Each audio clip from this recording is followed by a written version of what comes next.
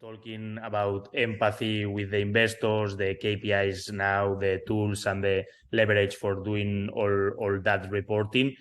If you will suggest 2-3 tips in general for finance leader handling this reporting in this situation, in this macroeconomic situation, is there any tips that you will have for them in a high level?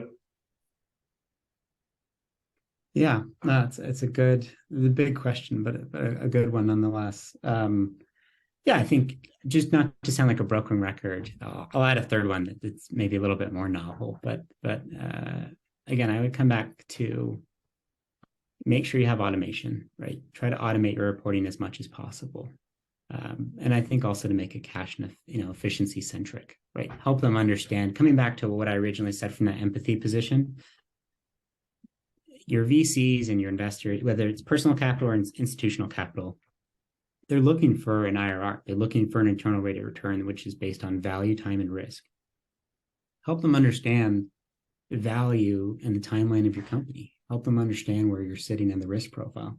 You can do that by drilling down into the efficiency metrics of your company. And it's easier than it sounds if you have the right automated tech stack. I think beyond that, the one novel thing I would say would just be outside of automation and efficiency centric or cash centric reporting, would be written. I thought it was interesting. One of my CFO, mentors, if you will, years and years ago, he was transitioning away from written, paragraph style reporting and more just to these dashboards and these, different, visualizations that people do to help people understand the metrics of the business.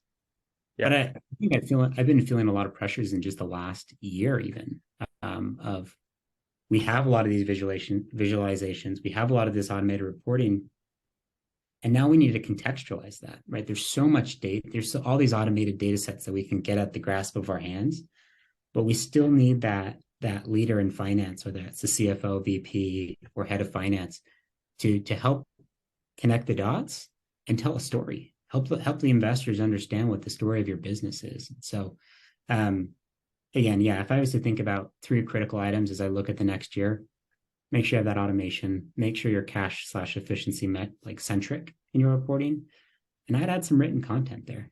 Help them understand the story. Help them understand what you're changing. Connect the dots.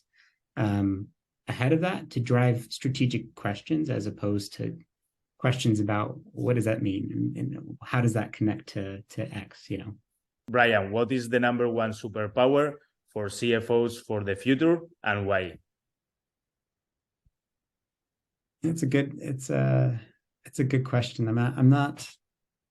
It's hard to predict the future. I think as I think about that question, again, I go back to that same mentor I had. Is one of my early CFOs, and I think he was very deliberate about his approach. But as I think about that one superpower and what he taught me is it's people. I think the ability to empower your team, whether that's internal or external. Every finance leader has a team, and then to lever them, right? So empower and lever your team. The reason I say that as opposed to generally just automation or just new tools is there's always something new. We will become obsolete effectively, just due to the time period of when we were trained and what we learned.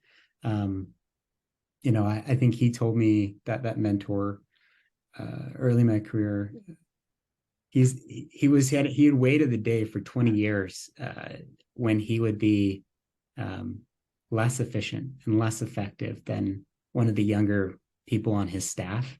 And he said, I was the first person that he realized it was faster and cheaper and better for me to do his work than it was for him to do his work. Yeah. And I think I think we all find that as we go further into our careers, especially as leaders in finance, that there's always going to be an up and comer who's more in touch with the tools of today, that's more adept to coding or to spreadsheets or whatever it may be.